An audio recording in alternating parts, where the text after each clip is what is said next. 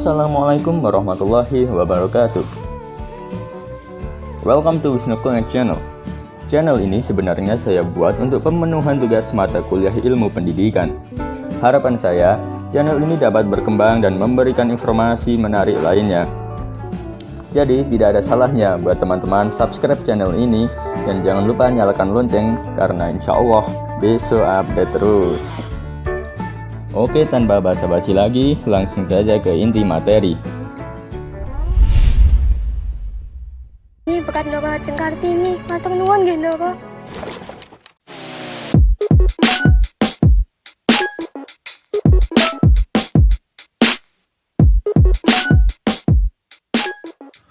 Raden Ajeng Kartini atau biasa dipanggil R.A. Kartini. Beliau lahir di kota Jepara, Jawa Tengah pada tanggal 21 April 1879, yang kemudian hari kelahirannya itu diperingati sebagai Hari Kartini untuk menghormati jasa-jasanya pada bangsa Indonesia. Raden Ajeng Kartini dikenal sebagai pelopor kebangkitan perempuan pribumi. Beliau adalah seorang dari kalangan priyayi atau kelas bangsawan Jawa, putri Raden Mas Adipati Arya Sosroningrat. Ibunya bernama M. Angasira, putri dari Nyai Haji Siti Aminah dan Kiai Haji Madirono, seorang guru agama di Telukawur, Jepara. Kartini adalah anak kelima dari 11 bersaudara kandung dan tiri. Dari kesemua saudara sekandung, Kartini adalah anak perempuan yang tertua. Kakak Kartini, Sosrokartono, adalah seorang yang pintar dalam bidang bahasa. Sampai usia 12 tahun, Kartini diperbolehkan bersekolah di ELS atau Europe Leisure School. Tetapi, setelah usia 12 tahun, ia harus tinggal di rumah karena sudah bisa dipingit. Karena Kartini bisa berbahasa Belanda, maka di rumah ia mulai belajar sendiri dan menulis surat kepada teman-teman korespondensi yang berasal dari Belanda. Salah satunya adalah Rose Abendanon yang banyak mendukungnya. Dari buku-buku, koran, dan majalah Eropa, Kartini tertarik pada kemajuan berpikir perempuan Eropa. Kemudian, dari dalam diri Kartini timbul keinginan bagaimana cara untuk memajukan perempuan pribumi, karena ia melihat bahwa perempuan pribumi berada pada status sosial yang sangat rendah. Beliau sangat antusias dalam belajar, khususnya membaca dan menulis.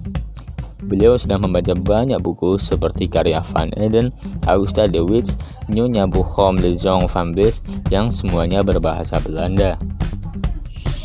Kartini pun kemudian beberapa kali mengirimkan tulisannya dan dimuat di The Hollands Leil. Dari surat-suratnya, tampak Kartini membaca apa saja dengan penuh perhatian. Kadang-kadang Kartini menyebut salah satu karangan atau mengutip beberapa kalimat. Perhatiannya tidak hanya semata-mata soal emansipasi wanita, tapi juga masalah sosial umum. Kartini melihat perjuangan wanita agar memperoleh kebebasan, otonomi, dan persamaan hukum sebagai bagian dari gerakan yang lebih luas. Pada tanggal 12 November 1903, Kartini disuruh menikah dengan Bupati Rembang KRM Adipati Aryo Singgih Jojo Adiningrat yang sudah pernah memiliki 3 istri.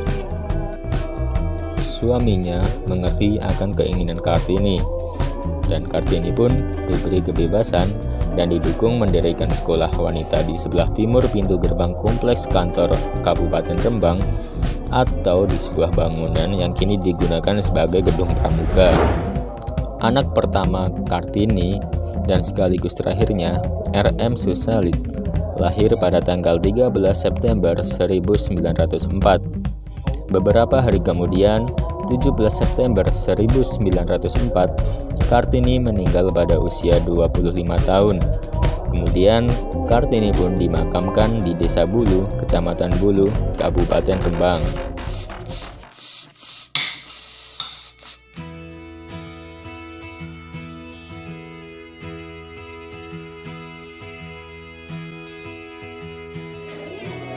Salah satu kata-kata mutiara beliau yaitu, "Jangan pernah menyerah jika kamu masih ingin mencoba. Jangan biarkan penyesalan datang karena kamu selangkah lagi untuk menang." Tidak ada sesuatu yang lebih menyenangkan selain menimbulkan senyum di wajah orang lain, terutama wajah yang kita cintai. Kemudian dalam bukunya yang berjudul "Habis gelap, terbitlah terang", tiada awan di langit yang tetap selamanya. Tiada mungkin akan terus-menerus terang cuaca. Sehabis malam gelap gulita, lahir pagi membawa keindahan. Kehidupan manusia serupa alam. Kita harus membuat sejarah. Kita mesti menentukan masa depan yang sesuai dengan keperluan sebagai kaum perempuan dan harus mendapat pendidikan yang cukup seperti kaum laki-laki.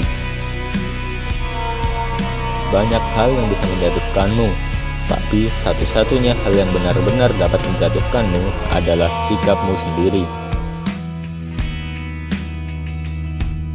Jejak karya Kartini justru makin muncul di saat ia telah tiada.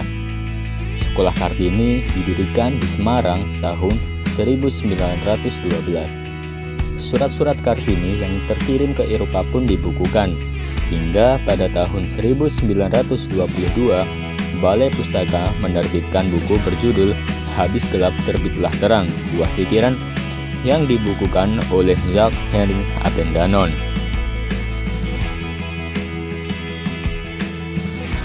Terdapat 5 konsep pendidikan perempuan menurut R.A. Kartini. Yang pertama, perempuan tempat pendidikan yang pertama. Kedua, konsep perempuan menjadi pembawa perubahan. Yang ketiga, konsep pendidikan itu mendidik budi dan jiwa. Yang keempat, konsep pendidikan kesetaraan laki-laki dan perempuan untuk kemajuan bangsa. Dan yang terakhir, konsep pendidikan untuk cinta tanah air.